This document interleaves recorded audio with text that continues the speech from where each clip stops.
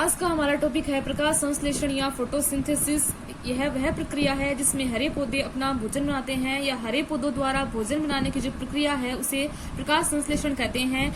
भोजन बनने का स्थान पत्ती होती है क्योंकि पत्तियों में क्लोरोफिल पाया जाता है या हरित लौक पाया जाता है। यह वो स्थान है जहाँ खाना बनता है। कुछ पौधे जैसे कैक्टस में तने में क्लोरोफिल होता है क्योंकि जो पत्तियां होती है वो कांटों में बदल जाती है, इसलिए तना प्रकाश संश्लेषण करता है। कुछ पौधों में जड़ें भी प्रकाश संश्लेषण का काम करती है क्योंकि जड़ों में क्लोरोफिल पाया जाता है।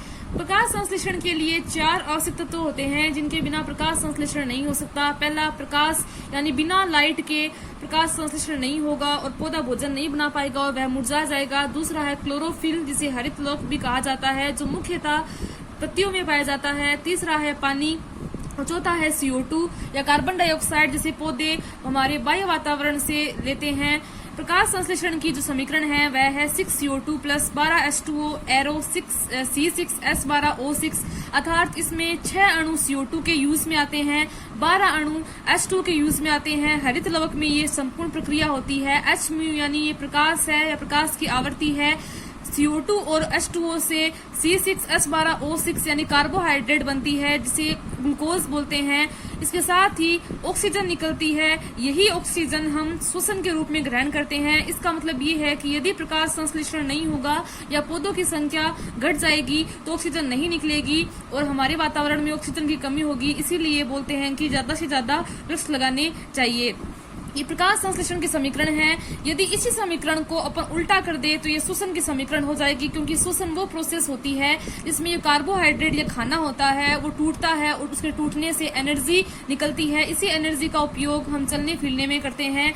तो श्वसन की समीकरण इसका उल्टा करना होगा। C6H12O6 ये ग्लूकोज या कार्बोहाइड्रेट है, प्लस 6O2 ये ऑक्सीजन अपन श्वसन में लेते हैं। तो इस ऑक्सीजन से ये कार्बोहाइड्रेट टूटेगा और CO2 निकलेगी, 6 अणु CO2 के निकलेंगे, पानी बनेगा और एनर्जी बनेगी। इस एनर्जी का यूज अपन कर लेते हैं और ये जो CO2 है ये वातावरण में मुक्त हो जाती है और इसे पौधे प्रकाश संश्लेषण में यूज कर लेते हैं। प्रकाश संश्लेषण को समझने से पहले आपको क्लोरोफिल या क्लोरोप्लास्ट की संरचना समझनी होगी। पहली बात ये कि ये पत्तियों में पाया जाता है। तो क्लोरोप्लास्ट और क्लोरोफिल 2 वर्ड आएंगे आपके सामने, दोनों में अंतर होना आपको जरूरी है। क्लोरोप्लास्ट पत्तियों में पाया जाने वाला एक कोशिकांग है। इसके चारों ओर 2 कोशिका झिल्ली होती है या 2 मेम्ब्रेन होती है। जो बाहर वाली होती है उसे आउटर मेम्ब्रेन कहते हैं और अंदर वाली को इनर मेम्ब्रेन कहते हैं। यदि अपन इसके अंदर देखें तो इसके जो बीच में है उसे स्ट्रोमा कहते हैं। स्ट्रोमा के अंदर यदि अपन एक सिक्के को एक के ऊपर रखते जाए तो एक बंडल बनेगा। इस संपूर्ण सिक्के के बंडल को ग्रेना कहा जाता है। यदि ग्रेना की एक सिक्का देखें या एक इकाई देखें तो इसे थाइलेकोइड कहते हैं। ऐसे बहुत सारे बंडल क्लोरोप्लास्ट में पाए जाते हैं। इन बंडल को क्या बोलते हैं? ग्रेना बोलते हैं और ग्रेना की जो इकाई है उन्हें थाइलेकोइड बोलते हैं। दो ग्रेना आपस में जुड़ी हुई होती है जिन्हें स्ट्रोमा लेमिली कहते हैं या लेमिली कहा जाता है। एक थाइलेकोइड में देखें तो एक थाइलेकोइड के अंदर क्लोरोफिल के अणु होते हैं। तो आप समझ गए होंगे कि क्लोरोप्लास्ट और क्लोरोफिल में क्या अंतर है।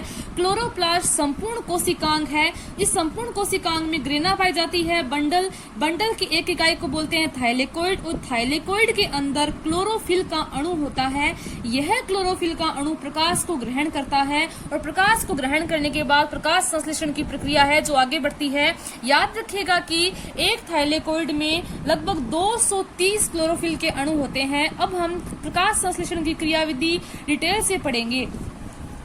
प्रकाश संश्लेषण की जो क्रियाविधि है ये 2 स्टेप में होती है या 2 चरणों में होती है। उन 2 स्टेप को क्रमशः लाइट रिएक्शन या प्रकाशिक अभिक्रिया, दूसरी को डार्क रिएक्शन या अप्रकाशिक अभिक्रिया कहते हैं। इसे प्रकाशिक अभिक्रिया इसलिए बोला गया है क्योंकि इसके होने के लिए प्रकाश जरूरी है, बिना प्रकाश की अभिक्रिया नहीं होती है। और दूसरी अप्रकाशिक अभिक्रिया, इसके होने के लिए प्रकाश अनिवार्य नहीं है, इसीलिए इसे डार्क रिएक्शन बोला गया है। जो प्रकाशिक अभिक्रिया है इसकी खोज हिल नामक वैज्ञानिक ने की थी, इसलिए इसे हिल अभिक्रिया कहते हैं। और अप्रकाशिक अभिक्रिया की खोज की थी ब्लैकमैन ने, इसीलिए इसे ब्लैकमैन रिएक्शन भी कहा जाता है। तो मैंने बताया है कि 2 स्टेप में होती है। लाइट रिएक्शन के लिए प्रकाश जरूरी होता है, इसीलिए यह दिन में होती है। इसमें सबसे पहले क्या होता है, क्लोरोप्लास्ट का उत्तेजन। क्लोरोप्लास्ट या क्लोरोफिल बोलना ज्यादा उचित रहेगा। तो सबसे पहले क्या होता है कि जो क्लोरोप्लास्ट के अंदर जो क्लोरोफिल का अणु होता है, जो प्रकाश को लेता है तो उत्तेजित अवस्था में आ जाता है। इसके उत्तेजित होने से मैंने यहाँ समीकरण लिखी है, क्लोरोप्लास्ट प्लस फोटोन। फोटोन क्या होते हैं, जो प्रकाश होता है उसमें जो ऊर्जा के पैकेट्स होते हैं या ऊर्जा के बंडल होते हैं, तो ये जब क्लोरोफिल का अणु फोटोन को लेगा तो ये उत्तेजित अवस्था में आ जाएगा।